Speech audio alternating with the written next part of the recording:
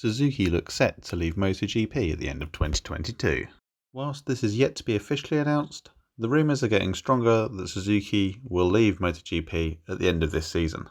Most people are assuming that this is down to money. However, Suzuki won the MotoGP Championship in 2020 and signed a deal with Dorna to remain in MotoGP until 2026.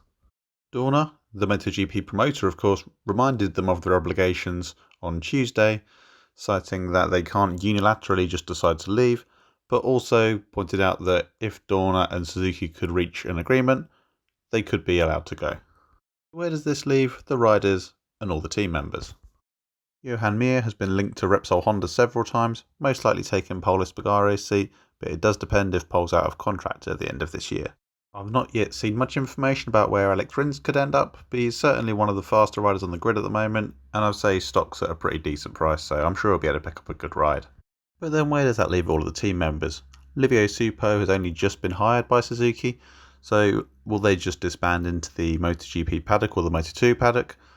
But I guess the main answer to the team question depends on what happens with the Suzuki grid slots at the end of 2022. So let's have a look at a couple of different options. So the first option, could Livio Supo or a backer come in, buy the program, run the Suzuki bikes under a different branding or a different colourway, and just run them as they are until 2026? Assuming that there are no major regulation changes in the meantime, this seems like it could be a sensible option for everyone. And we have seen this before when Kawasaki left. They scaled back but still provided some input into the Hayate team, which was completely devoid of Kawasaki branding, but it was a Kawasaki bike underneath and was campaigned by Marco Melandri, and then was fully withdrawn at the end of the following season. Another option could be that another manufacturer would take on that team and that staff and use it to run their own satellite bikes. So at the moment, Aprilia are the only manufacturer on the grid without a satellite program, so would they be interested in taking that team on to give themselves a satellite presence?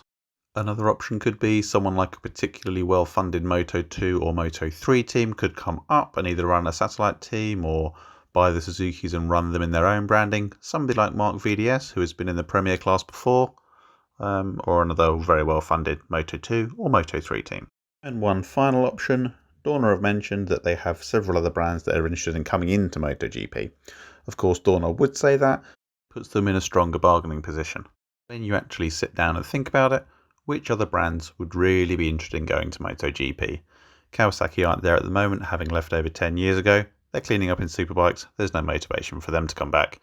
BMW are possibly the most likely, but they do seem very tied up in their superbike and endurance programs at the moment.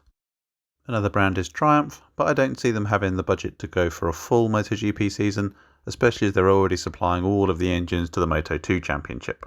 Beyond those players, I can't see anyone else really looking to come in.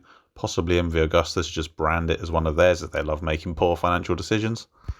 Or maybe a brand from India or the Far East might come in, maybe just brand it, but it all depends on money and how much exposure they're looking to get to that market.